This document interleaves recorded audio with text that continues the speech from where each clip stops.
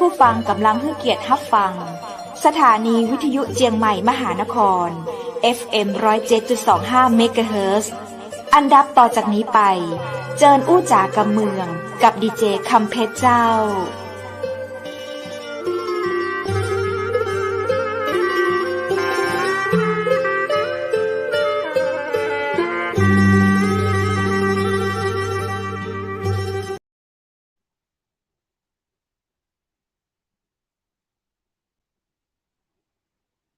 สวัสดีเจ้าสวัสดีคุณผู้ชมที่ฮักและก็เต็งหาจะนักนะเจ้า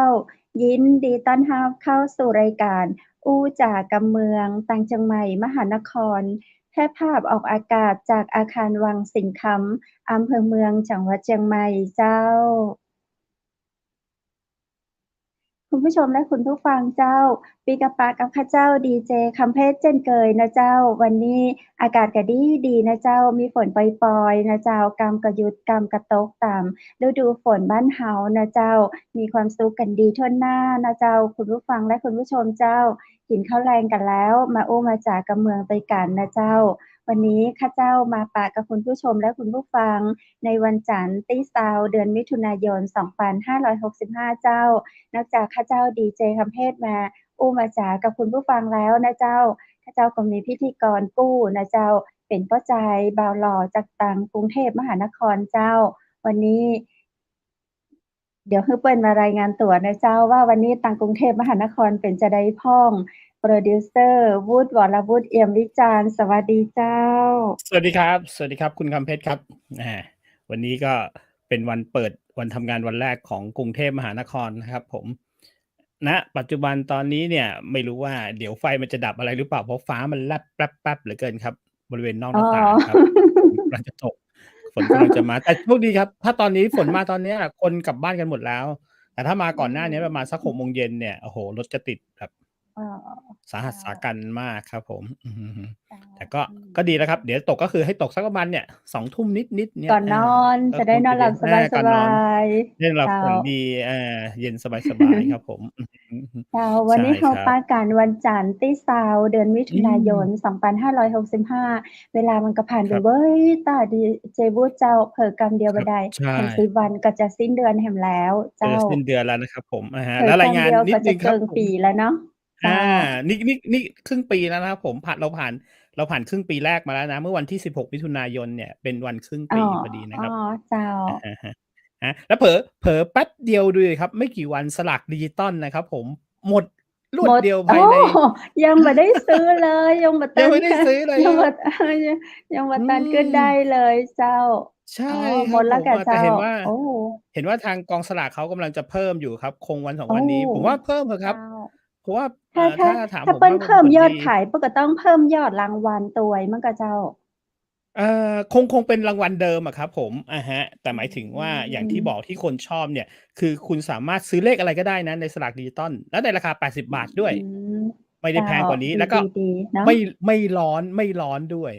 อันนี้เป็นอีกอันนึงเลยที่แบบว่าที่เขาบอกว่าดิจิตอล disruption เห็นไหมครับอย่างที่เราจัดรายการกันวันนี้ก็เป็นการมันง่ายใช่ไหมครับผมทำให้เราแบบสามารถสื่อสารถึงใครๆก็ได้เนาะทั่วโลกเลยผ่านอินเทอร์เน็ตที่คุณมีนะเจ้าซึ่งในวันนี้จะเช่นเคยแล้วเจ้าเราได้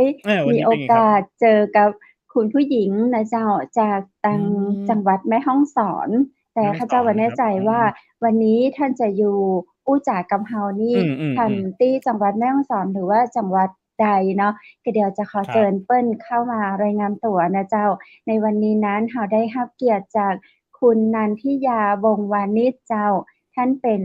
นายกสมาคมสตรีจังหวัดแม่ฮ่องสอน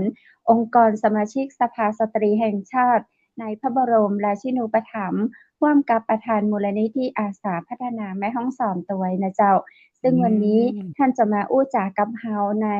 หัวข้อเรื่องของสมาคมสตรีจังหวัดแม่ฮ่องสอนด้านการพัฒนาการช่วยเหลือสังคมโดยกลุ่มเด็กและสตรีเจ้าเชิญปากับคุณนันทิยาวงศ์วานิชเจ้ายินดีต้อนรับสวัสดีเจ้าสวัสดีครับสวัสดีเจ้าพี่ฝนเจ้าสวัสดีค่ะ ขอเรียกพี่ฝนแล้วกันนะครับผมขอเรียกตาม ยินดีเจ้า ค่ะ คุณ ครับ คุณ ใน พี่ฝนอยู่ที่ไหนเจ้าตอนนี้ อ๋อ ตอนนี้กำลังจะเดินทางเข้าจังหวัดแม่ฮ่องสอนเจ้า พอดี อ๋อ เพิ่งลงเครื่องมาที่เชียงใหม่เจ้า ก็เลยว่ามีโอกาสนะเจ้า ต้องขอบคุณรายการเจ้าที่ได้กรุณาขึ้นมาออกรายการ แล้วก็ได้ประชาสัมพันธ์ในเรื่องของสมาคมสตรีจังหวัดแม่ฮ่องสอน รวมถึงการพัฒนาบ้านเฮาตัวนะเจ้า อื ยินดีเจ้า ครับผม เจ้า อืม ครับ พี่ฝนอยู่ทำตำแหน่งนี้มาหลายปีแล้วอะครับผม? ค่ะ พี่ฝนเป็นคนแม่ฮ่องสอนโดยกำเนิดอะนะคะ อ๋อ ก็ปัจจุบันนะคะก็ดำรงตำแหน่งนายกสมาคมสตรีจังหวัดแม่ฮ่องสอนค่ะ แล้วก็เกิดที่แม่ฮ่องสอนนะคะ แล้วก็เรียนอนุบาลที่แม่ฮ่องสอน ก็คือ โอ้ ก็ได้มีโอกาสเป็นนายกก่อตั้งสมาคมศิษย์ อืม เก่าโรงเรียนอนุบาลแม่ฮ่องสอนนะคะ และ อื ที่ผ่านมาม นะคะก็ได้ก่อตั้งสโมสรซอนต้าจังหวัดแม่ฮ่องสอนค่ะ ซึ่งเป็ อื นสโม ม สรที่ช่วยเหลือในเรื่องของเด็ก แล้วก็ อื สตรี ม โดยเฉพาะค่ะ อืม ครับผม ซึ่ง โอ้ ซึ่ง โฮ เป็นองค์กรที่ช่วยรณรงค์ในการยุติความรุนแรงนะคะ แล้วก็ อา ครชับ ่วยเหลือเด็กที่คือแต่งงานในวัยที่ยังไม่พร้อมนะคะ หรือว่าท้องก่อนแต่งค่ะ ก็ อืส่วนมากม ก็จะอยู่ในเรื่องของการช่วยเหลือของทางกลุ่มสตรีค่ะ แล้วก็อืม ๆ ช่วยในเรื่องของการแก้ปัญหาต่างๆ ของกลุ่มสตรีอะค่ะ ในจังหวัด อื แม่ฮ่องสอโอ้ นค่ะ โอ้โฮ อย่างงี้ก็แบบมีเคสอะไรที่หลากหลายเลยใช่ไหมครับผม? ที่มาให้เราช่วยแก้ปัญหา อย่างเงี้ยครับ ค่ะ ก็จะเป็นการช่วยเหลือนะคะ แล้วก็อืเป็นการให้ม ๆ ๆ คำแนะนำค่ะ สำหรับกลุ่มสตรีนะคะที่ต้องขอเล่าให้ฟังนิดหนึ่งว่า อืในจังหวัดแม่ม ๆ ๆ ฮ่องสอนเองนะคะ ก็จะมี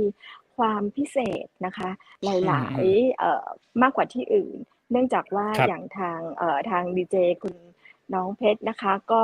น่าจะอืม ทราบอยู่แล้วว่าแม่ฮ่องสอนของเราเนี่ยก็จะมีทั้งหมดเนี่ย 13 กลุ่มชาติพันธุ์ด้วยกันนะคะ อืพี่ฝนเองม ก็เป็นหนึ่งในกลุ่มชาติพันธุ์ ก็คือเป็นคนไทยใหญ่ค่ะ หรือว่าเป็นคนอืไตอะนะม คะ นอกเหนือจากนั้นเราก็จะมีกลุ่มชาติพันธุ์อื่น ๆ นะคะ อืกลุ่มม ชาติพันธุ์ที่มีเยอะนะคะ ก็จะเป็นปากครับ ยอ หรือที่เขาเรียกว่ากะเหรี่ยงนะคะ ซึ่งปากยอเองเนี่ยก็จะมีหลาย อืม ๆ หลาย ๆ กลุ่มด้วยกันนะคะ ก็เป็นกะเหรี่ยงขาวนะคะ แล้วก็กะเหรี่ยงโปนะคะ กะเหรี่ยงคอยาว กะเหรี่ยงหูยาว กะเหรี่ยงแดงอืม นะคะ อืแล้วนอกเหนืออ ๆ จากนั้นก็จะมีในเรื่องของลาหูนะคะ ลาหอืูม ก็จะมีลาหูดำ ลาหูแดง แล้วก็มีลิซู มีม้งค่ะ มีละเว้อนะคะ แล้วก็มีคนเมือง แล้วก็มีคนไตแบบพี่ฝนค่ะ อืม อันนโอี้โฮ แนะนมีำนะจัง คะว่า นี่ ครับผม ค่ะ มีจังหวัดไหนเหมืเอชนิเรญาไหมค่ะ ครับพี่ฝน? ที่แบบมีจังหวัดไหนเหมือนกับของเราไหมครับ? ที่แบบ โอ้โฮ 13 ชาติพันธุ์สามารถอยู่ร่วมกันได้แบบอย่างสงบสุข อย่างเงี้ยครับ ก็บางพื้นที่ก็มีนะคะ แต่คิดว่าคงไอืม่ ม ไม่หลากหลาย แล้วก็สวยงามสู้จังหวัดแม่ฮ่องสอนไม่ได้ค่ะ อืม อ้าว ใช่ครับผม อะฮะ ค่ะ ๆ คไรมั่บ โอทราบเ้คยมานเที่ ี่ยวแม่ฮ่องสอนหรือยังคะ? อ๋อ ผมเคยไปอยู่นานเหมือนกันครับ เคยไป เคยมีพี่ชายเป็นผู้ว่าราชการจังหวัดแม่ฮ่องสอน อ๋อ ใช่ ๆ ท่านสืบศักดิ์ เอี่ยมวิจารณ์อ๋อ นะครับผม แต่ก็ไม่ทราบคว่า่พะ ี่ฝนถึงวพ่า อรู้จักไหมครับผม? ค่ะ อ๋อ ครับผม ท่านสืบศักดิ์ก็จะมาออกรายการของเราทุก ๆ วันจันทร์ต้นเดือนน่ะครับผม ตอนนี้ท่านสืบศักดิ์ก็เกษียณแล้วครับ อะฮะ ค่ะ ก็ผมก็จะถามท่านน่ะครับ คือท่านจะมาออกตลอด แต่หลัง ๆ เนี่ยท่านแบบเปลี่ยนตัวเองไปเป็น ตำแหน่งล่าสุดคือธรรมบริการเนี่ยครับผม คือคนเคยไป คือท่านจะไปนั่งสมาธิ ใช่ไหมครับผม แล้วก็หลังจากนี้ท่าคน่ก็ะ จะคือไปช่วยทำกิจกรรมของทางที่ สำนักที่ท่านไปทำอยู่อะครับผม อะฮะ ครับ ค่ะ เอ๊ะ พี่ฝนครับผมถามนิดหนึ่งครับผม ค่ะ อะฮะ จริง ๆ แล้ว หน้าที่หลัก ๆ อะครับผมของสคมา่คะ มอะครับพี่ หน้าที่หลัก ๆ เลย อย่างเมื่อกี้ที่พี่ฝนพูดไปอะครับผม มันมีอะไรมากกว่านั้นอีกไหมครับผม? หน้าที่หลัก ๆ เหรอคะ? ก็อืม คือจริง ๆ แล้วเนี่ยของสมาคมอะค่ะ อย่างที่เรียนให้ทราบอะนะคะว่า อันดับแรกเลยเนี่ยเราก็มีการในเรื่องของการช่วยเหลือนะคะ แล้วก็มีในเรื่องของการแก้ไขปัญหา กช่วยเหลืาอ รเพอืิ่ม ม ค่ะ เพิ่มศักยภาพ อแลื้วก็ม สร้างบทบาท กลุ่มสตรีที่มีอยู่ในจังหวัดแม่ฮ่องสอนเนี่ยให้ อ่า อืม ใหๆ ้ทัดเทียมกับที่อื่นนะคะ โดยเฉพาะการที่สร้างโอกาสให้กลุ่มสตรีอะค่ะ ก็ที่ผ่านมานะคะทางอย่างที่บอกค่ะว่าพอแม่ฮ่องสอนเนี่ยเราก็จะคือคำพูดที่ติดหูที่สุดก็คือว่าเป็นจังหวัดที่ยากจนที่สุดแต่ว่ามีความสุขมากที่สุดมีความสุข นะคะที่สุดเพราะฉะนั้นค่ะกลุ่มสตรีเนี่ยก็คือยังมีนะคะที่ยังเข้าไม่ถึงโอกาสคือบางกลุ่มก็ยังมีในเรื่องของปัญหาความยากจนนะคะเพราะฉะนั้นเนี่ยบางพื้นที่นะคะกลุ่มสตรีที่เขาต้องทำมาหากินที่จะต้องทำอาชีพไม่ว่าจะเป็นคือมีหลากหลายอาชีพนะคะไม่ว่าจะเป็นเกษตรกรรมนะคะหรือว่าในเรื่องของหัตถกรรมค่ะก็ส่วนมากแล้วเนี่ยก็ยังจะขาดแคลนในเรื่องของเงินทุนนะคะที่มาช่วยสนับสนุนแล้วก็ส่งเสริมแล้วก็ต่อยอดผลิตภัณฑ์ค่ะก็อันนี้ก็คืออีกหนึ่งอันอีกหนึ่งบทบาทนะคะที่สมาคมเราต้องช่วยเหลือแล้วก็ดูแลนะคะก็อาจจะเป็นแค่ว่าเป็นลา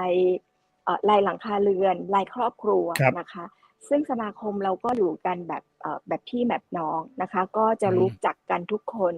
แล้วก็มีทุกๆอำเภอมีทุกๆหมู่บ้านนะคะก็แล้วก็ที่พิเศษที่สุดนะคะก็คือสมาคมสตรีจังหวัดแม่ฮ่องสอนเนี่ยใครก็ตามนะคะที่เป็นสตรีแล้วก็อยู่ในจังหวัดแม่ฮ่องสอนเนี่ยเราไม่ได้จำกัดนะคะว่าคุณจะต้องมีบัตรประชาชนเท่านั้นถึงมาเป็นสมาชิกได้นะคะคนที่ยังไม่มีโอกาสที่มีบัตรประชาชนก็สามารถที่จะเป็นสมาชิกสมาคมสตรีจังหวัดแม่ฮ่องสอนได้ค่ะซึ่งเราก็จะมีกลุ่มที่เป็นพี่เลี้ยงนะคะก็จะดูแลกลุ่มพวกคือกลุ่มที่ยังขาดโอกาสค่ะเราก็จะช่วยเหลือกันต้องถือว่าเราช่วยเหลือกันทุกๆด้านทุกๆมิติค่ะก็คือมากที่สุดนะคะเท่าที่สมาคมเราจะทำได้นะคะก็อันไหนที่เป็นความเดือด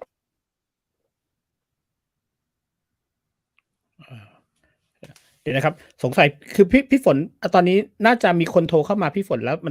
นตัดสัญญาณไปนะครับพี่ฝนอาจจะต้องออกแล้วเข้าใหม่ที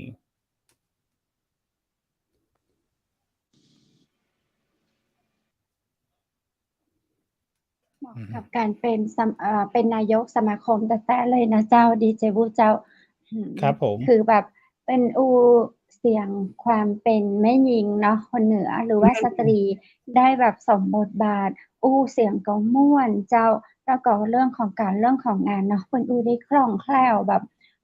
เหมือนแบบทำงานเป็นนายกมืออาชีพเป็นนายกสมาคมสตรีมืออาชีพเลยทีเดียวเจ้าเจิญเจ้าคุณพี่น้ำฝนเจ้าพี่ฝนครับคืออย่างไอตัวโปรแกรมเนี้ยสมมติถ้ามีใครโทรเข้ามาปุ๊บมันจะตัดเข้าไปอะครับผมมันจะตัดเข้าไปนะฮะอาจจะถ้าใครโทรเข้ามาด้วยนะคะไม่เป็นไรครับผมไม่เป็นไรครับก็บอกก่อนถ้าเกิดตัดเข้าไปพี่ฝนก็แค่อย่างเงี้ยออกไปแล้วเข้ามาใหม่แค่นั้นเองมันถึงจะสื่อสารกันได้อีกนะครับผมโอเคโอ้โหเมื่อกี้ฟังดูแล้วแบบว่าบทบาทและหน้าที่เนี่ยเยอะมากจริงครับผมอย่างของเราเนี่ยในสมาคมสตรีแม่ฮ่องสอนเนี่ยเรามีเจ้าที่ทุกๆอำเภอเลยหรือเปล่าครับเราจะมีกลุ่มสตรีค่ะที่อยู่ค่ะทั่วทุกอำเภอค่ะในจังหวัดแม่ฮ่องสอนค่ะแล้วก็มีทุกๆหมู่บ้านค่ะที่จะช่วยดูแลซึ่งกันและกันนะคะอยู่เป็นครอบครัวค่ะแล้วก็เป็นครอบครัวใหญ่ค่ะเป็นครอบครัวใหญ่นะครับผมก็ดีนะครับผมอย่างนี้เนี่ยถ้าสมมติว่าคนที่เขาดูเขาสนใจอะไรอย่างเงี้ยครับทางของเรานี่มันมี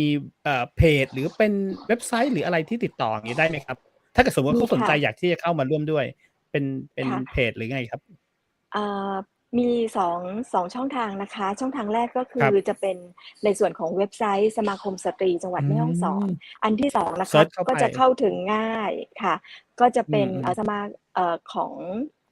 ค่ะอันนี้จะเป็นเพจของพี่ฝนเองนะคะเพจพี่ฝนเองครับค่ะประสานที่พี่ฝนได้เลยเมื่อกระเจ้าค่ะสามารถประสานที่ในเพจของพี่ฝนก็ได้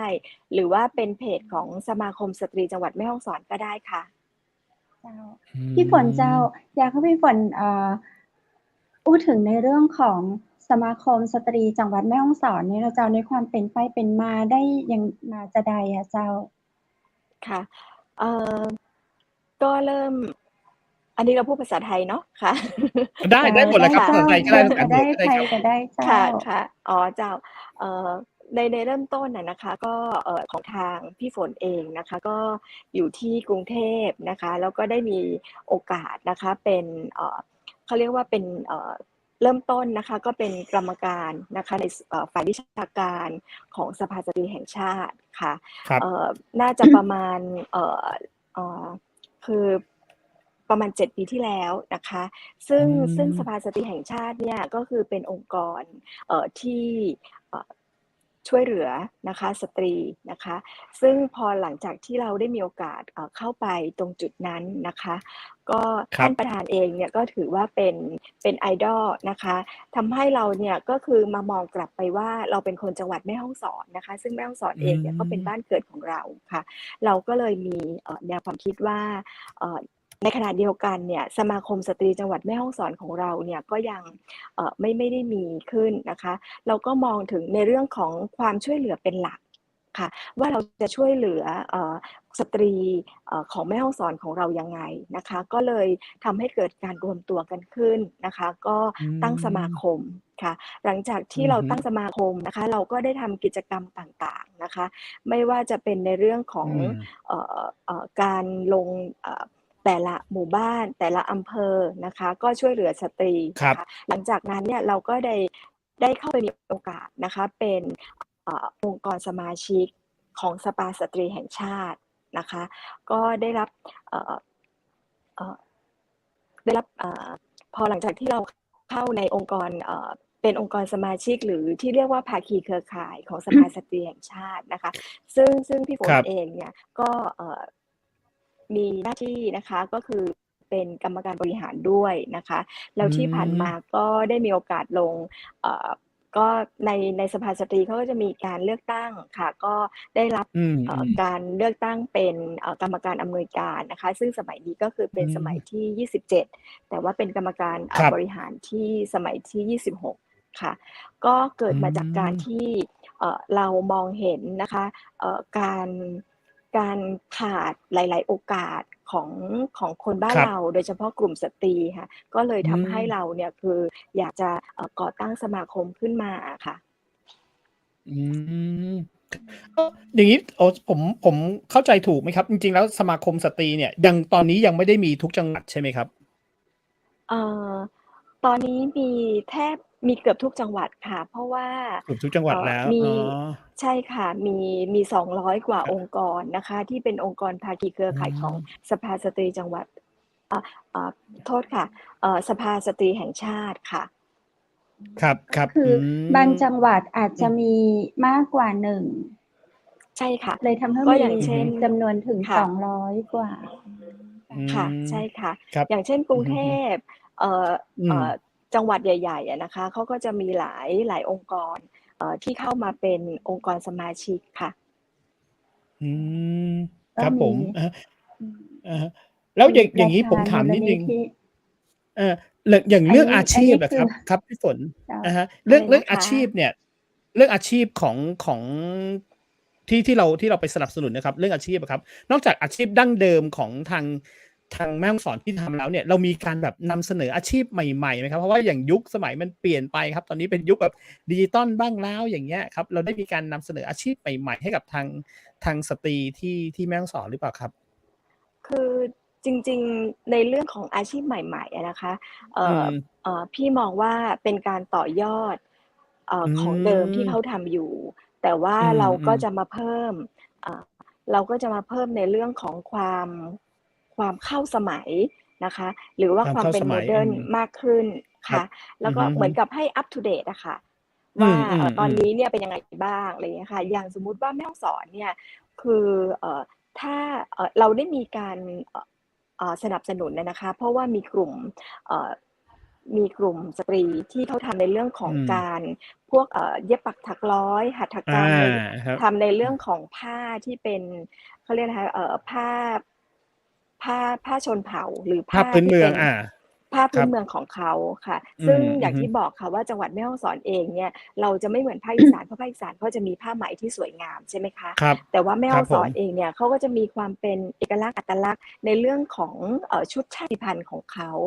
ซึ่งอืได้กล่าวมาม ตั้งแต่ต้นรายการว่าเรามีทั้งหมด 13 กลุ่มชาติพันธุ์ด้วยกันอะนะคะ ซึ่งอืม แต่ละชาติพันธุ์เนี่ยก็มีความสวยงาม เราก็เพิ่มแล้วก็ประยุกต์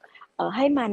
สามารถที่จะเอานำมาใส่ แล้วก็เข้ากับทุกๆโอกาส อะไรอย่างเงี้ยค่ะ อันนี้ก็เป็นอีกอันหนึ่งอืม ที่เรา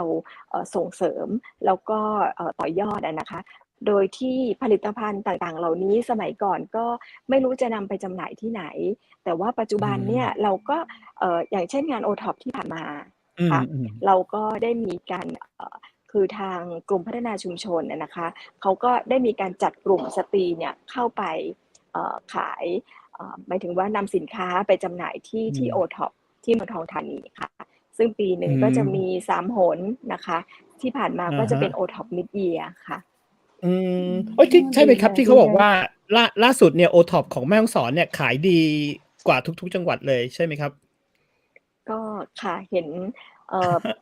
เพราะว่าเป็นสิภนูมคิ้าค่า ที่ภูมิใจด้วน่ยาเลจะ ยเจ้า ค่ะ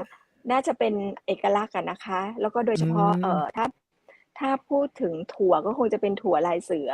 แอล้า วก็มีครับ เครื่องเงินของบ้านละอู่นะคะ แล้วก็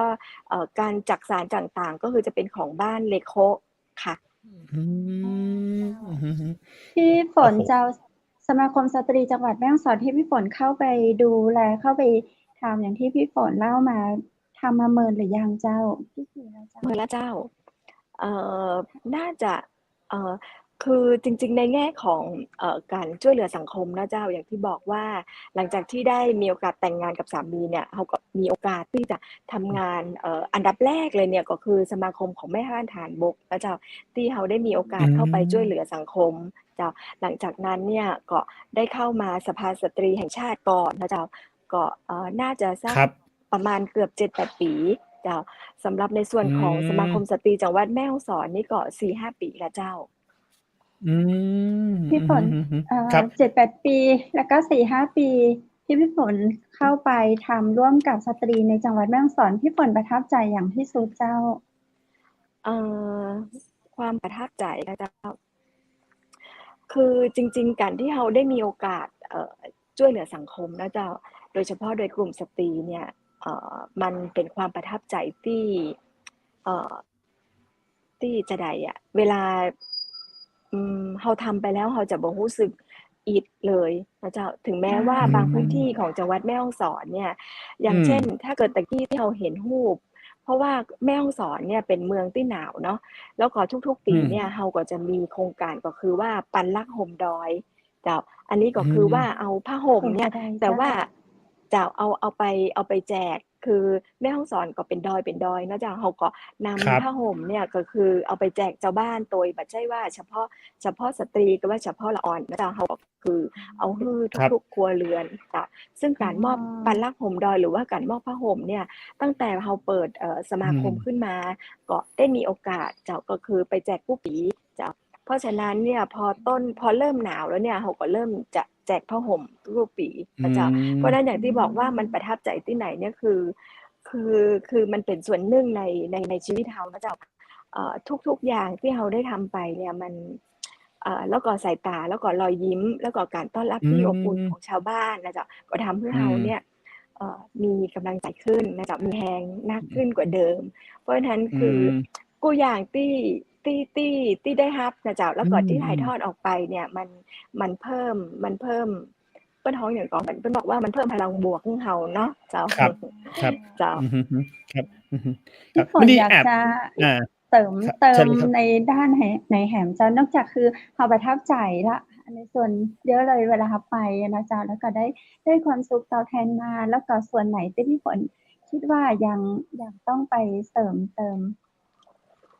เอ่อ จริง ๆ อย่างที่บอกอะเจ้าว่าแม่ฮ่องสอนของเราเนี่ยคือด้วยบริบทของพื้นที่นะเจ้า ก็อาจจะมาละอิดอืม น้อยหนึ่งนะเจ้า ถ้าสมมอืติว่า ม ถ้าสมมุติว่าเราต้องเดินทางมาด้วยรถยนต์นะเจ้า ครับ แต่ว่า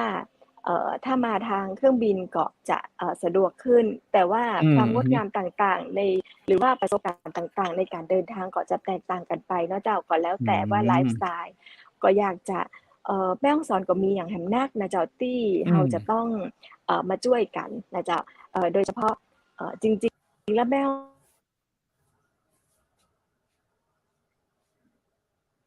สงสัยมีคนโทรเข้ามาครับพี่ฝนอาจจะต้องออกไปอีกครั้งหนึ่งแล้วก็เข้ามาใหม่ตอนแรกข้าเจ้าหลุดว่าอินเทอร์เน็ตข้าเจ้าหลุดกายเนาะพอดีเจวุฒิบอกว่าทางพี่ฝน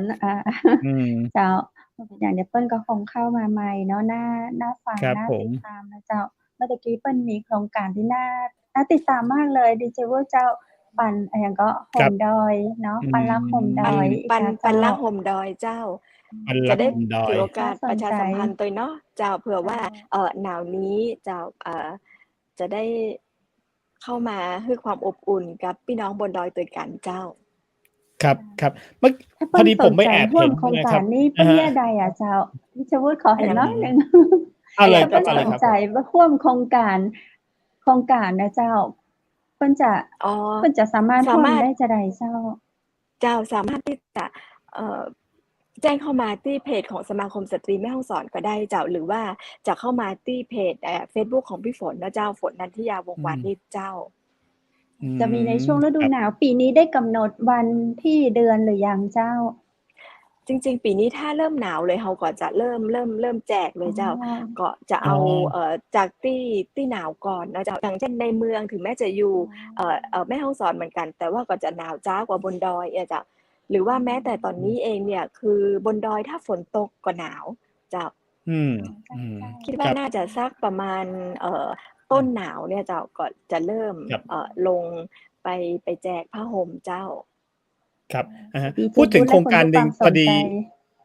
แอบเห็นมาครับพี่ฝนครับเห็นทางพี่ฝนไปช่วย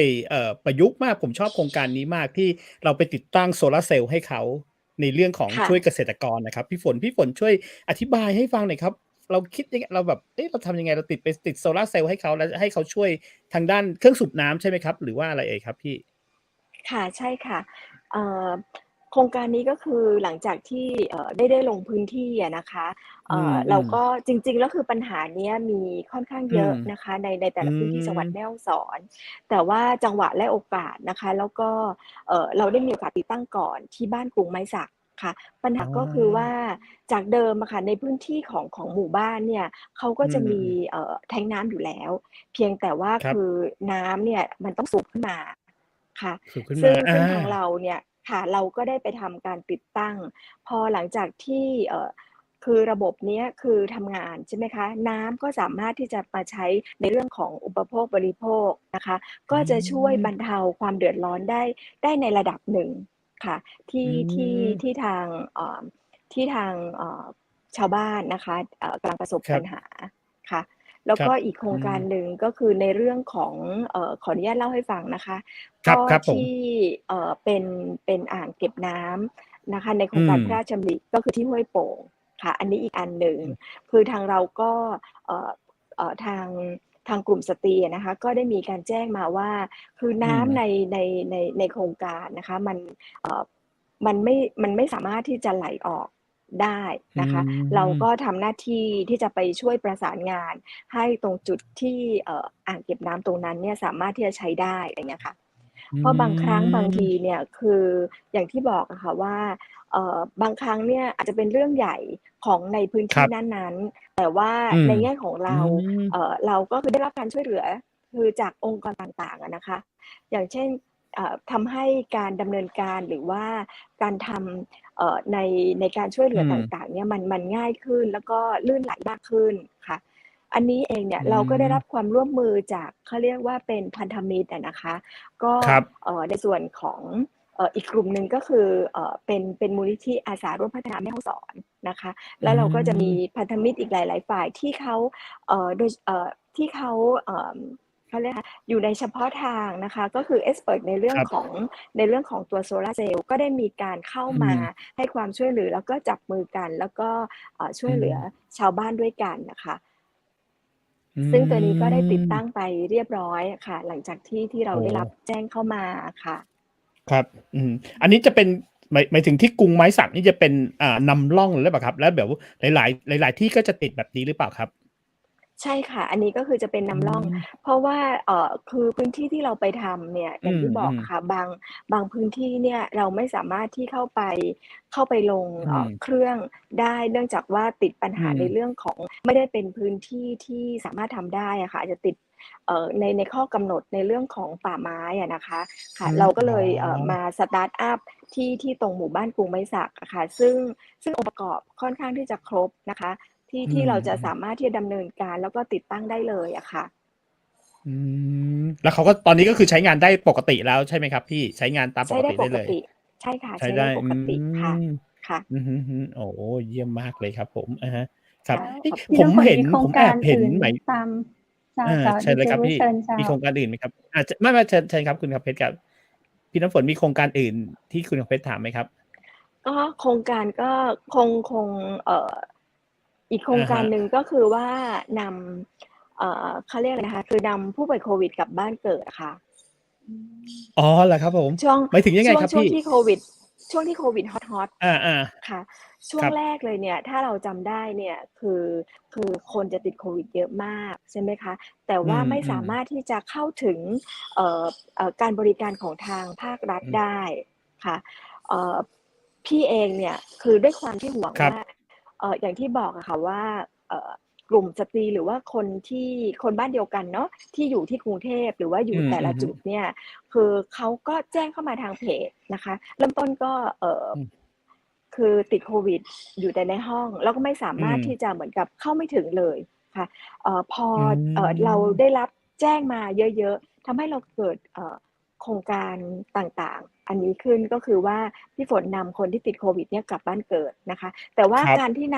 นำผู้ป่วยกลับบ้านเกิดเนี่ยคือเราทำตามระบบนะคะก็คืออันดับแรกเลยเนี่ยคือทางกลุ่มคนที่ติดโควิดเองเนี่ยเขาจะต้องมีใบรับรองอะค่ะว่าติดโควิดจริงๆนะคะได้รับการรับรองนะคะอันที่สองก็คือเราเนี่ยก็คือประสานเพราะว่ากลุ่มพวกนี้ค่ะคืออย่างที่บอกค่ะว่าเวลาเจ็บไข้ได้ป่วยแล้วเนี่ยคือมันทำให้เราเนี่ยอยากจะกลับบ้านกลับมาหาพ่อหาแม่หรืออะไรอย่างเงี้ยนะคะมันจะทำให้เราอุ่นใจเพิ่มมากขึ้นค่ะเพราะฉะนั้นเราก็เลยทำหน้าที่เป็นคนประสานทั้งต้นน้ำก็คือผู้ป่วยปลายน้ำก็คือโรงพยาบาลที่จะรองรับผู้ป่วยเหล่านี้นะคะแล้วก็ตลอดระยะเวลาของการเดินทางเนี่ยเราก็ทำตามกฎของสบคเลยนะคะว่าเราจะแวะที่ไหนอะไรยังไง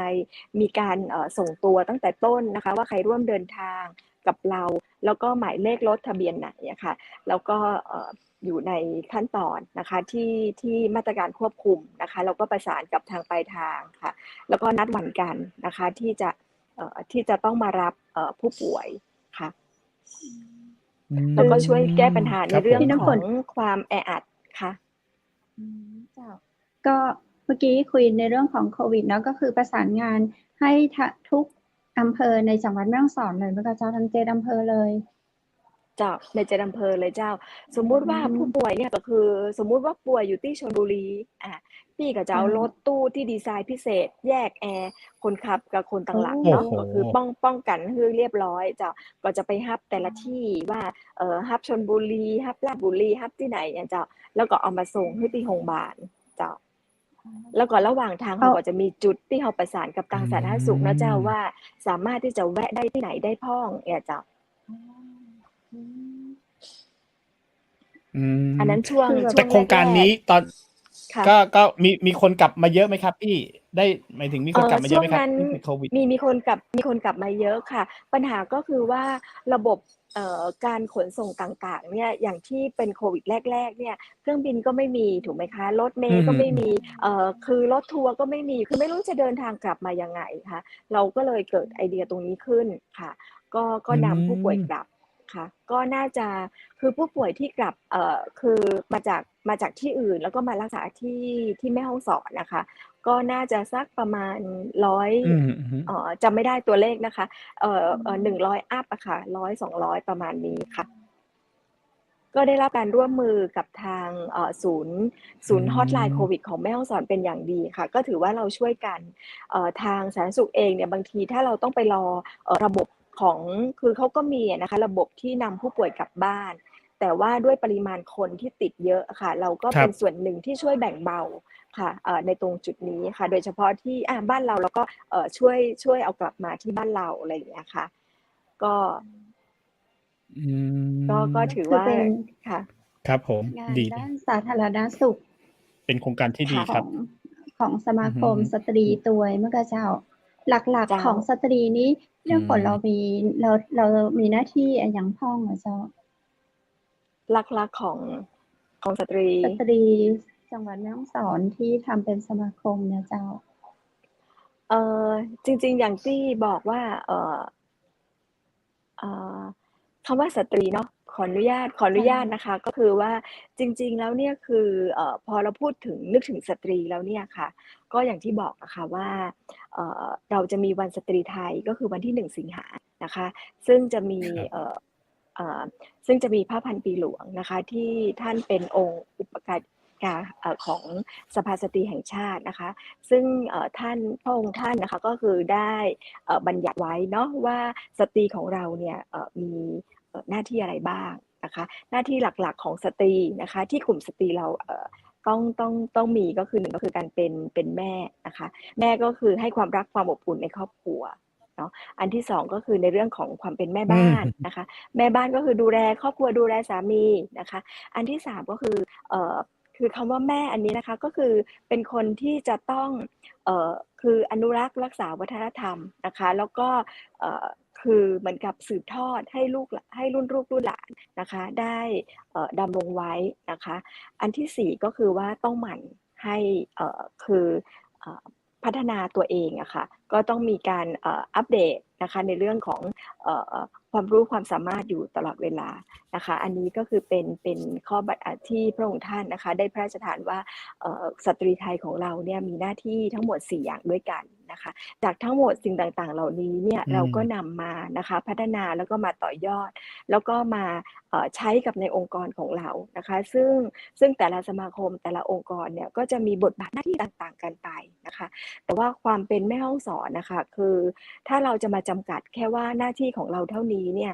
มันก็จะไม่สามารถที่จะครอบคลุมในเรื่องของการที่เรายังขาดโอกาสนะคะเพราะนั้นเนี่ยคือเรายังต้องการความช่วยเหลือหรือว่าความอนุเคราะห์นะคะในทุกๆด้านแล้วก็ในทุกๆมิตินะคะโดยเฉพาะในเรื่องของการสาธารณูปโภคนะคะที่ทุกท่านก็ทราบอยู่แล้วว่ายังไม่ได้สมบูรณ์แล้วก็ยังไม่เป็นอะไรที่เหมือนกับเมืองใหญ่ๆที่เขาเป็นนะคะเราก็ยังขาดจุดนี้ค่ะแต่เราก็ยังมีที่ไม่แพ้ใครก็คือในเรื่องของความงามของธรรมชาตินะคะอ๋อครับนี่อีกอันหนึ่งเลยผมว่าไม่แพ้ใครแน่นอนครับอย่างชุดชาติพันธุ์ของเราครับพี่น้ำฝนพี่ฝนครับชุดชาติพันธุ์ของเราเนี่ยเราน่าจะแบบโอ้โหไปไกลถึงเวทีโลกได้ไหมครับเพราะว่าผมเห็นชุดเราสวยๆทั้งนั้นเลยครับตอนนี้มีการประยุกต์มีการคุยกับดีไซเนอร์ชื่อดังที่แบบสามารถนำเอาชุดของเราไปโชว์ในเวทีโลกได้บ้างไหมครับค่ะก็ที่ผ่านมานะคะก็ได้มีเชิญดีไซเนอร์นะคะที่เป็นระดับสากลนะคะก็ได้มาช่วยดูเพราะบางทีอย่างที่บอกค่ะว่าความงดงามเนี่ยคือถ้าเราได้มีการเติมแต่งนะคะก็เหมือนผู้หญิงสวยๆเนี่ยค่ะถ้าเราได้มีการเมคอัพนะโดยเฉพาะ specialist หรือว่าเป็นเมคอัพอาร์ติสต์มาเนี่ยก็จะทำให้ความงามเนี่ยที่งามอยู่เดิมเนี่ยก็งดงามยิ่งขึ้นนะคะก็จะมีชุดนะคะที่ซึ่งเรายังไม่ได้พูดถึงเนาะว่าอีกบทบาทหนึ่งนะคะในส่วนของที่เป็นมิสแกรนด์นะคะเราก็ได้มีการประชาสัมพันธ์ในเรื่องของการนำผ้าทอผ้าไทยตรงนี้ค่ะก็คือก้าวสู่นะคะเวทีสากลนะคะก็จะมีหลายๆชุดที่ปรากฏในLondon Fashion Week นะคะซึ่งถามว่ามาจากไอเดียหรือว่ามาจากดีไซเนอร์ที่เขาผสมผสานนะคะแล้วก็ปรุงแต่งขึ้นมาค่ะใช้เดินในแคทวอล์กค่ะแต่วันนี้ก็น่าสนใจนะเจ้านำมาให้ชมไม่เป็นไรอันนี้เอาไว้เดี๋ยวเอพิโซดต่อไปเราจะมาเจาะในเรื่องของ บทบาทของพี่น้ำฝนอีกบทบาทหนึ่ง นางงามใช่ไหม ที่ คะ เป็นที่เป็นนางงามมิสแกรนด์น้องกระเจ้าอันนี้ เจ้า ขอ พอ เก ดีวันนี้ ริ่ เขา นๆ อู้ ไว้ กั สั น ก ใน น้อยหนึ่งก่อนก็ได้ ใช่ เจ้า พี่ อัน น้ำ นี้ ฝ เฉ น พาะขอ เป็ ง น กลุ่มสตรี เจ้า ใช่ พี่น้ำฝนมีบทบาทอันอย่างในเรื่องของ Miss Grand Thailand เจ้า เกริ่นแนะนำน้อยหนึ่ง PR ไว้รอบหน้าเราได้มาเมาท์กันต่อ เจ้า แหมบทบาทหนึ่งก็คือ เปิ้นฮ้องว่าเป็นผู้จัดการประกวด Miss Grand ของจังหวัดแม่ฮ่องสอนนะเจ้า หรือเปิ้นฮ้องว่า PD จังหวัดแม่ฮ่องสอน ผู้อำนวยการกองประกวด Miss Grand จังหวัดแม่ฮ่องสอนเจ้า อันนี้ก็ปีนี้ปีMiss Grand 2023 นี่ก็จะเป็นปีที่ 5 เจ้า ที่ถือลิขสิทธิ์มาเจ้า ก็คือพี่น้ำฝนมาดูแลในเรื่องของ Miss ผู้ Grand หญิ แม่ ง ฮ่อ เจ้าง สอ ทุ น กๆมิ เนาะกะ ติ เจ้า อะไรที่เป็น ในเรื่องของผู้หญิงนะคะ ก็ให้การสนับสนุนทุกด้านค่ะ เพราะว่าเรื่องความสวยความงามเราก็ต้องไม่แพ้กับที่อื่นค่ะ Miss Grand แม่ฮ่องสอนของเราก็สวยค่ะ แล้วโครงการก็คือแบบเยอะมากเนาะ ดีเจวุฒิฟังมาคือนอกจากจะในเรื่องของสตรีหรือว่าแม่หญิงแล้วนะเจ้า ก็ดูเมื่อตะกี้เนาะที่เปิ้นไปมอบในเรื่องของการน้ำ เรื่องของน้ำที่บ้านกรุงไม้สัก ก็คือชุมชนได้อย่างทั่วถึงเลย มาจำกัดเพียงแค่แม่หญิงเท่าอันเนี่ยเนาะ ได้ตรงไหนที่ยังขาดเหลือก็เข้าไปช่วยเหลือ พี่น้ำฝนมีโครงการในเปิ้นฮ้องในจังหวัดแม่ฮ่องสอน ในต่างอำเภอ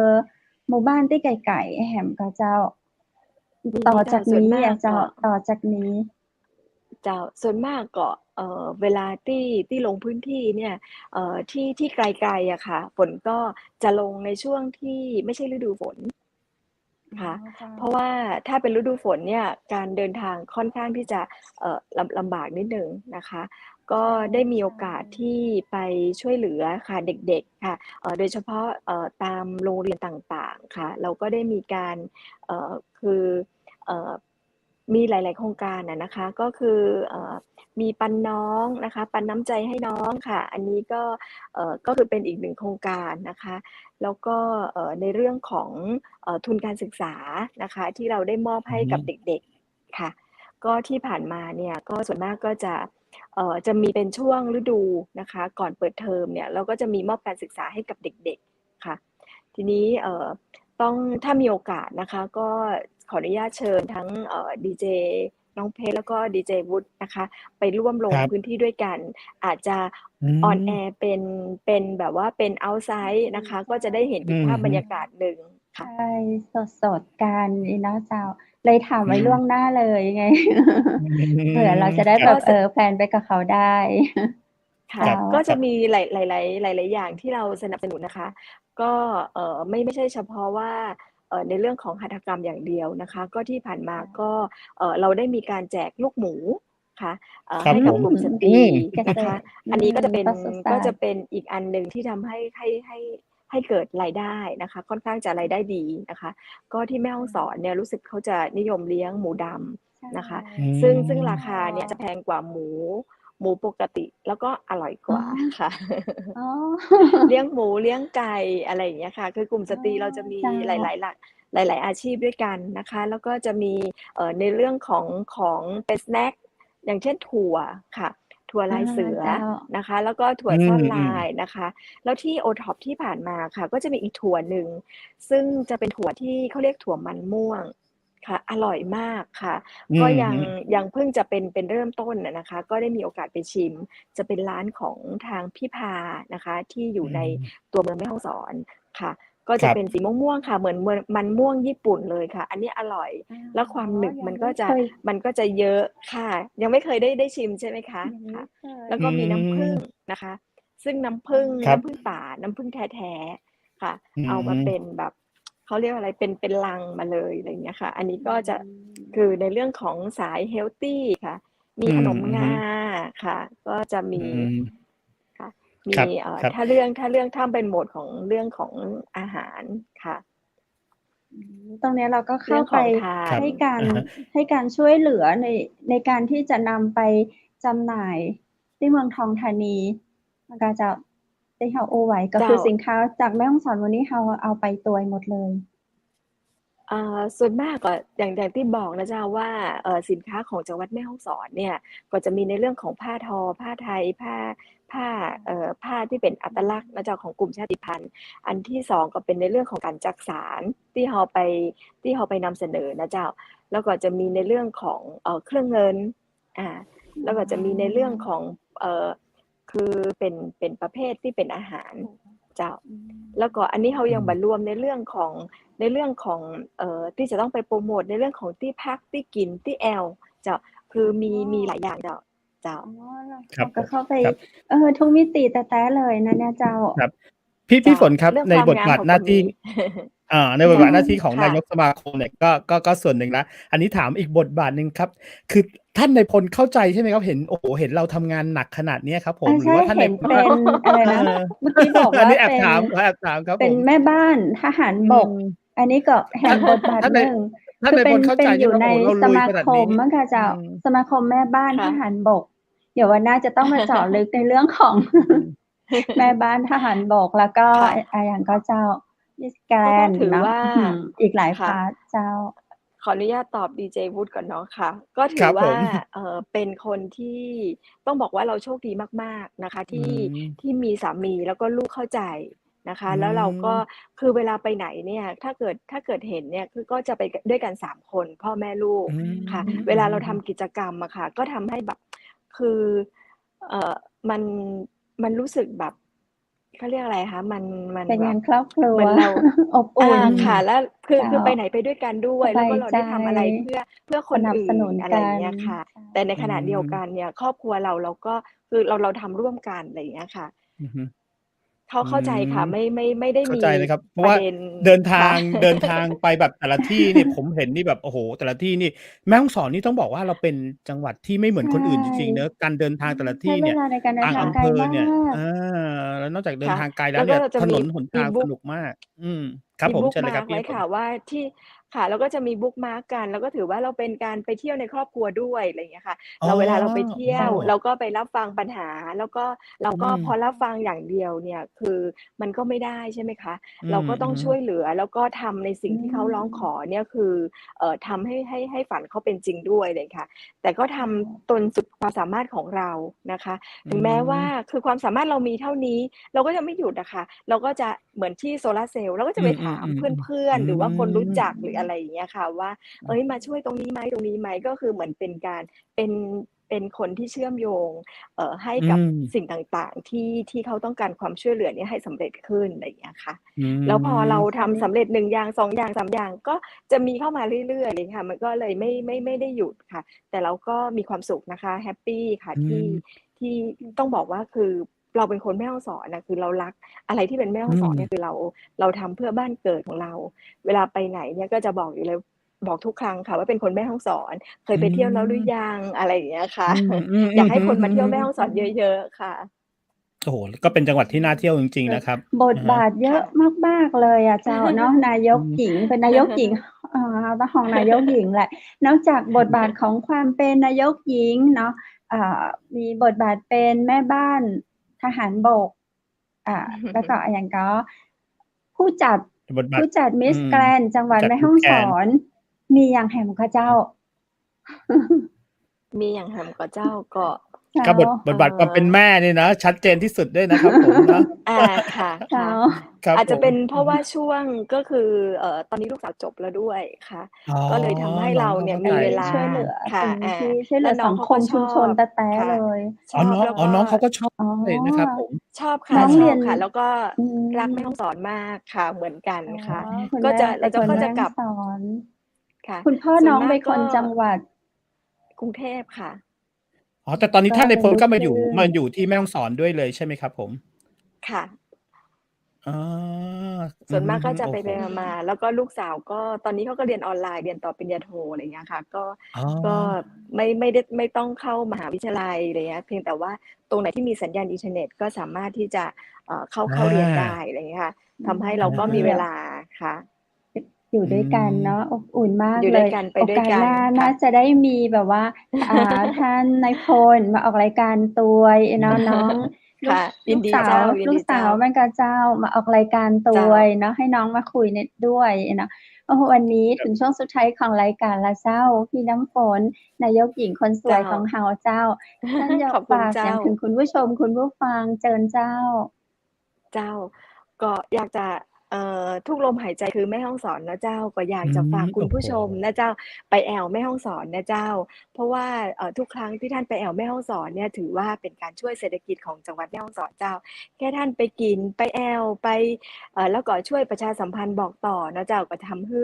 คนในจังหวัดแม่ฮ่องสอนนะเจ้า ก็ได้มีรายได้อืเพิ่มมากม ขึ้นนะเจ้า แม่ฮ่องสอนมีที่เที่ยว มีนักเจ้า มีหลาย เปิ้นฮ้อง มีหลายอย่างเนาะเจ้า บ่ว่าจะแออือฮึ ดเวนเชอร์ ก็ว่าแบบชิล ๆ มีหมดเจ้า ก็อยากจะอืขอม ให้ทุกท่านนะเจ้า มา ชมความงดงามของจังหวัดแม่ฮ่องสอนนะคะ ถึงแม้ว่าจะเป็นเมืองรองนะคะ แต่ความงดงามก็ไม่ได้เป็นรองใครค่ะ ครับผม โอ้ แล้วก็ก่อนจะจบรายการนะครับผม ได้ทราบข่าวมาว่า พรุ่งนี้นี่เป็นวันเกิดของพี่ฝนด้วยใช่ไหมครับผม? วันคล้ายวันเกิดใช่ไหมครับ? แฮป โอ้โฮ Happy ทราบ รายการเรา ทราบได้ birthday ยังไง to คะ? you Happy ครับผม birthday to you โอ้โฮ ก็นี่เตรียม ขอกราบ เนาะ สิ่งศักดิ์สิทธิ์ทั้ง โอ้โฮ มวลทั้งปว ค ง รับ ให้พี่ฝนประสบความสำเร็จทุก ๆ ประการ ทุก ๆ เรื่องราว ทุก ๆ นโยบาย ทุก ๆ โครงอืการ ม เจ้า ครับผม แล้วถ้าเกิด พี่ฝนอยากให้ทางรายการเรา แนะนำหรือประชาสัมพันธ์อะไรของ สมาคมสตรีที่แม่ฮ่องสอนนะครับ เชิญเลยนะครับพี่ฝน ทางเรายินดีนะครับ ที่จะเป็นสื่อ ค่กะ ลางนะครับ ใน ก็ การเป็นกระบอกเสียงค่ะ ให้กขัอ บบ คุ ป ณ ระชาช ค่นทั่วะ ไปได้รับรู้นะครับผม ค ครั่ะ บ เดี๋ยวเอขอบพระ พิโซดหนคุณม้าากเลย เจอ นะ กับ คะ พี่น้ำฝนต่อเนาะ สำหรับวันนี้ขอบคุณและสวัสดีเจ้า ค่ะ ขอบคุณค่ะ ขอบคุณมากค่ะ ขอบคุณสำหรับคำอวยพรล่วงหน้านะคะ ขอบคุณค่ะ ขอบคุณครับ สวัสดีครับ โอ้โฮ น่าเสียดายเวลา ผ่านไปรวดเร็ว อา ไวมาก วันนี้เขาเจ้าอืนะ ม ตั้งแต่เจ้าเลยเจ้า รู้สึกเวลามันไวขนาดอีเจวู้เจ้า พอมาถึงตอนนี้ก็อืคิดว่า อฮึ 1 ชั่วโมง เราน่าจะได้คุยอะไรแบบ ได้ แต่ก็ได้เยอะมาก ๆ แล้วนะเจ้า เยอะมาก ๆ เนอืาะ ม 1 ชั่วโมงในวันๆ นี้ โอ้โฮ ๆ ๆ ไดค้รับ สาระเต็ม ๆ เลย ได้แอวแม่ฮ่องสอน ได้ฟังเรื่องราวจากคุณพี่แม่หญิงคนหนึ่งนะเจ้า ดูในจออืแล้วก็ม น่าจะตัวเล็ก ๆ ตัวบ่ใหญ่บ่ครน้ับ อยจากเขาเจ้าเท่าใดนัก แต่ว่าความสามารถเปื้อเหลือล้นเลยนะเจ้าเนาะ มีโครอืงการอะไรม ครับผเยอะม แยะเลย แล้วก็ที่ผ่านมาก็ทอืำประม สบความสำเร็จแล้วตวย แล้วก็ยังมีโครงการในอนาคตแถมมีที่อืน่าสนใจ ม แนวนี้ค่ะ อยากปั่นลักไปโฮมดอยด้วยกัน ก็เชิญนะเจ้าอืเนาะ ม อือฮึ แล้วก็ยังมีเรื่องอือฮราวทึ ี่น่าสนใจแฮมนะเจ้าเนาะ ตะกี้เราก็ขอเปิ้นไว้แล้วเหรอ ดีเจวู้เจ้าว่า เดี๋ยวคราวหน้าเราจะมาให้เปิ้นอู้ในเรื่องของบทบาทสตรีแม่บ้านทหารบกอืนะเจ้าม เนาะ แล้วก็อะหยังกครั็ บ Miss Grand ผู้จัดการ Miss Grand อจืังหวัดแม่ม ฮ่องสอน งามมักอี้จะไปอืม ถึงไหนได้ เนาะ ตก อือย่างเขาเจ้า เนาม ะ ครับ ตกอย่างเนาะ ตกบันไดตั้งแต่ยังบ่ขึ้นเวทีแล้ว เฮ้ย ไม่หรอกครับผม อาจจะแบบ เออ ไม่ได้ตกบันไดหรอกครับ แต่อาจจะแบบว่า เอ๊ะ เขาอาจจะ อายุเราอาจจะแบบเลยให้น้อง ๆ เขาประกวดดีกว่าไหม? หลายเรารเป็นคณะอบ กรรมๆ แบ่กงาเป็ร น 3 ส่วนนู่น แบ่งเป็นสัเราก ไปเป็น3 คณสะ่กวน รรมการจะโอเคกว่าใชครับผม ่ ๆ ๆ ๆ ไปลุ้นดีกว่า ไปลุ้นอยู่หน้าเวทีถือไมค์ลุ้นอยู่ อืเออ ม เจ้าเนาะ อืม บ่เป็นหยังนะเจ้า ท่านใดที่ครับ สนใจในกิจกรรม แล้วก็โคอรืงการม ดี ๆ ๆ นะเจ้า ที่นายกหญิงของแม่ฮ่องนาสอนนะเจ้า ยกฝน ที่เปิ้น อืม ใช่ ที่เปิ้นอู้จะมาเมื่อตะกี้เนาะ สนใจก็ทักทายได้นะเจ้า จะอืเป็นอฮึ ทางเฟซ ทางเพจ ทาง LINE ทครัางบ เฟซบุ๊กของจังไหมมหานครนะเจ้า หรือว่าจะ ครับผม เข้าไปอืม ในเพจเฟซบุ๊กที่คุณนันทิอยา า วงศ์วณิช แนะนำไใวช่้ตคะกรับผี้ม นะเจ้าเนาะ ครับ หรือก็เป็นเพจของสมาคมสตรีจังหวัดแม่ฮ่องสอนนะครับ นี่พอดีผมแอบเปิดไปอีกเครื่องหนึ่งดูด้วย โอ้โฮ กิจกรรมเจ้มาา กมายเลยครับ ที่อืพี่ฝนลงไป แล้วก็ม เท่าที่ดู โอ้โฮ ลงลุย ผมว่าลุยมาก ๆ เพราะเห็นแต่ละพื้นที่เนี่ย แม่ฮ่องสอนไม่ได้ไปง่าย ๆ นะ ถนนหนทางไม่ได้ดี ไม่ได้แบบ อันนี้เรา ถใชนนหนทางบางทีแบ่ บยังไม่ได้สมบูรณ์ อะไรอย่างเงี้ยนะครับผม ใช่ โอ้โฮ แต่เห็นภาพเจพี่้ฝา นแล้วลงไปลุยทุกที่นะครับผม กรุงเทพอืก็ไปม ชื่ด้วย นชม มางาน O-Pop เนาะ ด้วย ใช่ ๆ ความแล้วเผกม่ง เห็นความ ผมถึงว่า เอ๊ะ จริง ๆ แล้ว โอกาสที่อย่างที่พี่ฝนบอกครับ เราจะก้าวไปถึงเวทีโลกได้บางอย่างเนี่ยที่เรามีคำว่าซอฟต์พาวเวอร์ครับอย่างที่บอกผ้าไทยเราก็เป็นซอฟต์พาวเวอร์ใช่ไหมครับการแสดงเราก็เป็นซอฟต์พาวเวอร์ไปผมว่าผ้าไทยยิ่งผ้าแม่ฮ่องสอนเนี่ยมีโอกาสมากๆอย่างเมื่อกี้ได้ยินแล้วแบบดีใจมากๆที่แบบได้มีโอกาสไปเดินที่แฟชั่นวีคที่ลอนดอนไปด้วยค่ะดีใจแฟนคนแม่ฮ่องสอนจะนักเลยนะเจ้าที่มีเนาะคนแม่ฮ่องสอนเกิดกำเนิดแม่ฮ่องสอนแล้วก็ตั้งใจที่จะทำเพื่อแม่ฮ่องสอนแท้ๆเลยเจ้าชื่นชมเนาะก็เราก็ขอเป็นสื่อที่จะเชื่อมโยงตรงไหนได้เนาะสำหรับโครงการดีๆของคุณนันทิยาวงศ์วณิชนะเจ้าและคนแม่ฮ่องสอนแล้วก็ผมว่าน่าสนใจพี่น้องของเฮาทั่วประเทศไทยเลยนะเจ้ากู้จังหวัดเลยเนาะถ้ามีเรื่องราวอย่างดีๆก็มาเล่าสู่กันฟังนะเจ้าทางจังหวัดมหานครเฮาก็ยินดีที่จะเป็นสื่อกลางให้นะเจ้าเนาะแจ้งมาเตอะทางทีมงานของเฮาเจ้าก็จะไปให้ถึงถ้าไปว่าถึงเฮาก็สามารถอู้กันผ่านแอปพลิเคชันของทางสถานีแบบนี้ได้นะเจ้าเนาะครับใช่ครับวันนี้นะเจ้าป้ากันวันแรกของสัปดาห์นี้เนาะวันจันทร์พรุ่งนี้เฮาก็จะได้ปีกับป้ากันแหมเอาว่าวันนี้นะเจ้าก็ขอกราบขอบพระคุณพระอาจารย์รัตนยาโนนะเจ้าพุทธอุทยานสวนบุรณรักธรรมตำบลแม่แลมอำเภอแม่ริมจังหวัดเชียงใหม่นะเจ้าคุณผู้ชมและคุณผู้ฟังท่านใดอยากเห็นสมาธินะเจ้าสามารถสอบถามได้ที่เบอร์โทร0980344744ตั้งแต่ 8:00 นเมื่อเช้าถึง 4:00 นมะแลงเจ้าครับผมครับแล้วก็พระเจ้าขอขอบคุณโรงแรมแม่เสลียงเวียงงามนะเจ้าสปอนเซอร์ใจดีต่างอำเภอแม่เสลียงนะเจ้าท่านใดที่สนใจอยากจะไปแอลหรือว่ามีภารกิจอื่นใดนะเจ้าก็แวะไปพักได้นะเจ้าเปิดบริการตลอด24ชั่วโมงเจ้าโทรสอบถามและสำรองจองห้องพักได้ที่0536214444เจ้าดีเจบูธครับผมก็ต้องขอบคุณน้ำผึ้งสารวินนะครับน้ำผึ้งแท้ๆน้ำผึ้งสารวินนะครับผมโทรถ้าเกิดสนใจก็โทรได้เลยนะครับเขามีบริการรับส่งมีบริการส่งนะครับไม่ได้ไปรับส่งมีบริการส่งถึงที่นะครับก็คือโทรได้ที่เบอร์0826166889นะครับคิดถึงน้ำผึ้งแท้ๆนะครับต้องคิดถึงน้ำผึ้งสารวินนะครับสะอาดถูกหลักอนามัยนะครับผมแล้วก็เป็นน้ำผึ้งแท้จริงๆครับจากธรรมชาติครับผมหามาจิบกันวันละ2เวลาเช้าเย็นหรือว่าเช้าก่อนนอนเนี่ยดีมากครับผมเป็นสมุนไพรไทยที่ดีมากๆครับน้ำผึ้งสารวินครับเจ้าและวันนี้ข้าเจ้าดีเจคำเพชรก็ขอขอบคุณชุดพิธีกรหญิงนะเจ้าจากร้านผ้าพื้นเมืองชุดไทยใหญ่ท่านใดสนใจนะเจ้าผ้าพื้นเมืองชุดไทยใหญ่ก็สามารถโทรถามได้ที่0987739789นะเจ้าเป็นจำหน่ายปลีกและจำหน่ายส่งและบริการส่งทั่วไทยตัวนะเจ้าและสุดท้ายในวันนี้ข้าเจ้าดีเจคำเพชรและดีเจวูดทีมงานจังใหม่มหานครขอให้คุณผู้ชมและคุณผู้ฟังทุกท่านโชคดีและก็มีความสุขนักๆนะเจ้าสำหรับค่ำคืนนี้ขอให้นอนหลับฝันดีราตรีสวัสดิ์เจ้าสวัสดีครับ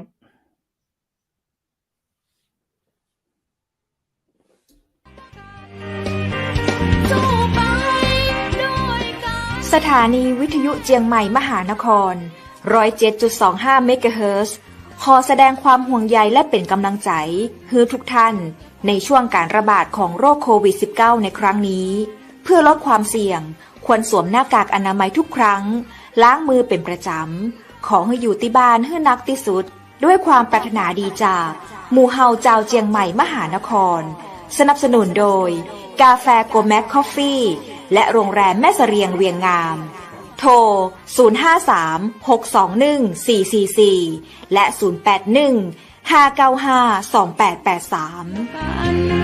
เราจะฝ่าฟัน